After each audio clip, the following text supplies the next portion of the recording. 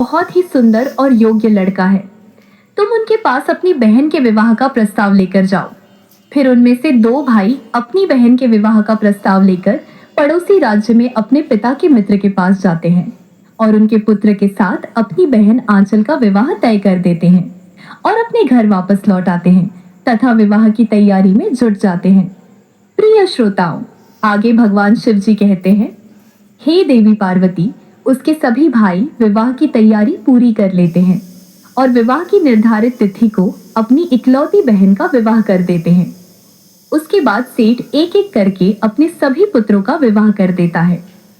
सेठ के सभी बेटे खुशीपूर्वक अपना जीवन व्यतीत करने लगते हैं। एक दिन आंचल अपने मायके अपने भाइयों से मिलने आती है। अपनी बहन को इतने दिनों बाद देखकर सभी भाई बहुत खुश हो जाते हैं और उसे दौड़कर गले से लगा लेते हैं। फिर उन सब ने अपनी अपनी पत्नियों से कहकर उसके खाने के लिए तरह तरह के व्यंजन बनवाए। लेकिन उन सभी भाइयों को यह नहीं पता था कि उस दिन कार्तिक मास कृष्ण पक्ष की चतुर्थी तिथि है। उस दिन सेठ की सभी बहुओं ने और सेठ की बेटी आंचल ने करवा चौथ का व्रत रखा हुआ था। जब शाम को सेठ के सभी बेटे भोजन के लिए बैठे तो उन्होंने अपनी बहन को भोजन करने के लिए कहा। भाइयों के बुलाने पर आंचल ने अपने भाइयों से कहा, भैया, आज मेरा करवा चौथ का व्रत है, आप सभी भोजन कीजिए। मैं भगवान रजनीश अर्थात चंद्रदेव को अर्घ्य देकर व्रत पूरा करके ही भोजन करूंगी।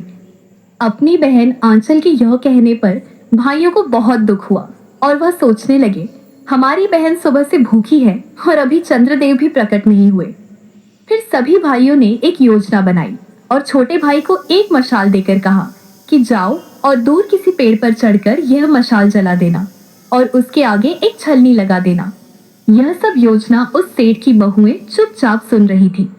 फिर योजनानुसार सबसे छोटे भाई ने नगर से दूर जाकर एक ऊंचे से पेड़ पर चढ़कर मशाल में अग्नि लगा दिया और उसके आगे गोल छलनी लगा दिया।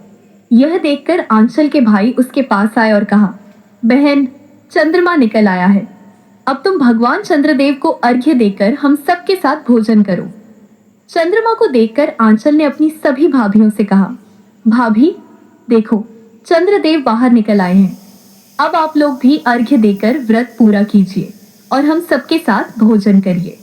अपनी ननद की यह बात सुनकर सेठ की सभी बहुएं हंसने लगीं, क्योंकि उन्हें तो पहले से ही पता था कि अब भी चांद नहीं निकला है। वह तो उसके भाइयों की एक चाल है। फिर उसकी भाभियों ने उसे समझाया कि वह चंद्रमा नहीं है, किंतु आंचल को उनकी बातों पर यकीन नहीं हुआ और वह उसी मशाल को चंद्रमा समझकर पूजा करने लगी और अर्घ्य देने लगी और अपना व्रत पूरा किया।